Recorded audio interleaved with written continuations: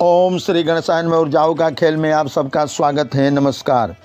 आज मैं अर्चमा देवता के बारे में चर्चा करने जा रहा हूँ।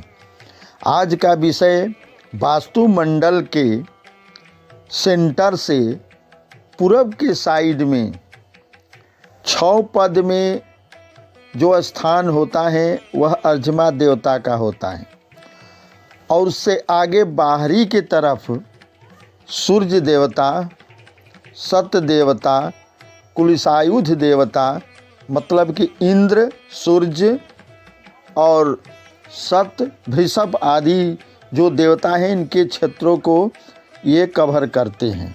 उनके सारे गुणों को इनके अंदर में भरा रहता है। सूर्य जो हैं वह अदिति का पुत्र हैं, इसलिए सूर्य को आदित्य भी कहा जाता है। आदित्य का पूरा गुण दूसरे रूप में अर्चमा में समाहित है। अर्चमा और सूर्य उसका पर्यायवाची शब्द माना जाता है। अब अर्चमा देवता वास्तुमंडल में अगर ठीक हैं, अगर वह शरीर के वास्तु में ठीक हैं, तब तो राजनीतिक पावर, राजनीति में पहुंच, राजनीति में सफलता, बल और जितने भी महत्वाकांक्षी योजनाएं होती हैं उनमें सफलता, और महत्वाकांक्षी व्यक्ति होता है और सफल भी होता है। बारी बारी से अगर इस पर कामना करके चलता है, एक्शन लेता है, सफलता प्राप्त होती है। यह जोन जो है, ये अर्चमा देवता 7000 यूनिट ऊर्जा इनके पास अगर हैं, किसी तरह का टूट भांग या किसी दीवार या किसी तरह का उस जगह पर कोई लकड़ी, किवाड़, ये सब दरवाजे टूटा फूटा न हो, इसके सामने सीधे पूरब की साइड तक सेंटर से, या किसी तरह का दोष न हो, नीचे किसी प्रकार का शैल्य न हो, तो इतनी ऊर्जाएं आती हैं और सरकारी जॉब भी मिलता है, पावर भी मिलता है, और शादी विवाह बच्चों बच्चियों का जल्दी से होता है और अच्छे जगह पर होता है। कैरियर भी अच्छी बनती है, ओजस्विता और तेज और तीव्र बुद्धि भी होती है, निर्णय की शक्ति भी प्राप्त होती है, धन भी होता है। अर्चमा देवता और सूर्य देवता एक ही को माना जाता है।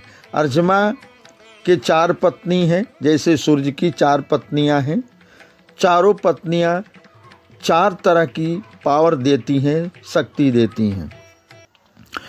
उनकी सारथी जो है सूर्य की, वह अरुण है, और उनके हाथ में जो दंड रहता है, उनके 4 पुत्र हैं। उन पुत्रों का नाम रेवंत है, जो धन की रक्षा करते हैं। जयंत हैं, जो शुभता को देते हैं, और अगर खराब हैं तो शुभ होता है। तैसे 2 मनु है। 2 मनु, पॉजिटिव मन, निगेटिव मन भी कह लें। अगर पॉजिटिव सब कुछ है, मन आपका एकाग्र है, मन निर्मल है, तो कॉन्शियस माइंड और सबकॉन्शियस माइंड, इससे भी जाना जाता है। उनकी 4 पत्नी राज्ञी, छाया, सुवर्चा और ऋक्षुभा हैं। राजा के समान शक्ति देने वाली राज्ञी होती हैं, और पोषण करने का शक्ति छाया देती हैं। सुंदर शरीर, सुंदर वाणी, सुंदर सब कुछ हो, ये सुवर्चा से होता है। अगर ये गड़बड़ होती है तो क्रोधी आदमी हो जाता है, अब बहुत अधिक महत्वाकांक्षी हो जाता है। ऋक्षुभा जो है रक्षा करती हैं, ओजस्विता देती हैं।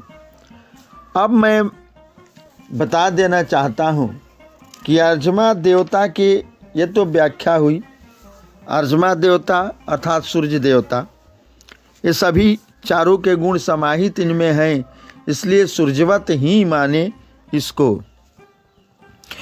अब अर्जमा कब अशुभ हो जाता है, तो इसको तो मैंने बताया कि शैल्य हो या दीवार में कोई दोष हो, टूटा फूटा हो, या व्यक्ति जो है वह सूर्य के अनुकूल न चलता हो, वह सरकारी लोगों को गाली बकता हो, राजनीति को दिन रात वह निंदा करता हो,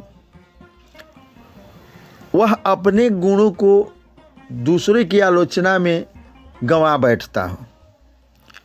रंग का भी दोष होता है, ऊंचा नीचा हो या फर्नीचर दोषपूर्ण हो, टूटा फूटा हो, गंदगी वहाँ पर हो, ये सब मैंने बताया।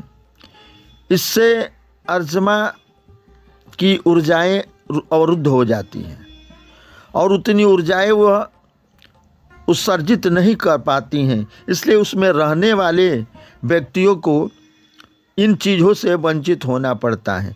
वह व्यक्ति का स्वभाव कपटी हो जाता है, झूठा बोलने वाला, हर जगह अपमानित होने वाला, अधर्म करने वाला हो जाता है, उनका मन नियंत्रण में नहीं रह पाता है। इसके उपाय, जो अगर टूटा फूटा हो या शैल्य हो तो उसको तो निकालना पड़ता है, लेकिन उसके लिए शांति भी बड़ी आवश्यक होती है। शांति करने में किसी तरह का कोई प्रॉब्लम नहीं है, उसको शांति कर लेना चाहिए। हर व्यक्ति को अगर किसी तरह का गड़बड़ी भी न हो तो उसकी शांति और उसका उपयोग, उसके वस्तुओं का उपयोग करने से वह व्यक्ति ओजस्वी हो जाता है, गुणवान हो जाता है, तेजस्वी हो जाता है और बल पुष्टि भी रहते हैं, पहुंच रहता है। राजनीति के क्षेत्र में अगर नहीं जाए, लेकिन राजनीतिक लोगों से पहुंच बनी रहती है और घर की शादी विवाह मंगल की कामना जो है वह होता रहता है। पैसा और सुरक्षा भी होता है, शत्रुओं का हावी नहीं हो पाते हैं, इसलिए मैंने इसको बताया। अब मैं इसके बारे में कुछ खान पान बताता हूँ। अगर आप सुनहले रंग या सिंदूरी रंग से या कुमकुम जो है सुनहली रंग का हो, भगवा रंग का हो, तो अपने ललाट दोनों भौहों के बीच में छोटा सा डेली अगर आप ऊम बना करके चलते हैं अथवा सोने का सुनहले डोरा या माला में सोने का ऊम बना करके पहनते हैं, तब भी आपको बहुत लाभ होगा। अगर अपने घर में उस साइड में बरछी ढाल का चिन्ह लगाते हैं या आधा सिंह के मुख का चिन्ह लगा करके दीवार पर बनाते हैं, अथवा ज़मीन के अंदर में इन चीज़ों को थोड़ा छोटा बरछी, छोटा ढाल और कलम कागज़ डाल करके गाड़ देते हैं, तब भी लाभ होता है। और फल और उड़द और तिल मिला करके और सुगंधित चीज़ हवन से आप करते हैं, इन चीज़ों को मिला करके घी लगा करके, तब भी अर्जमा देवता को ऊर्जा प्राप्त हो जाती है और वह पुनः एक्टिव हो जाते हैं, तो आपकी मनोकामनाएं सफल होती हैं। इन चीज़ों का उड़द को खाने, तिल के लड्डू खाने से और इन अर्जमा देवता जो सूर्य वाले फल हैं, सुनहला फल, इसको भी अगर आप खाते हैं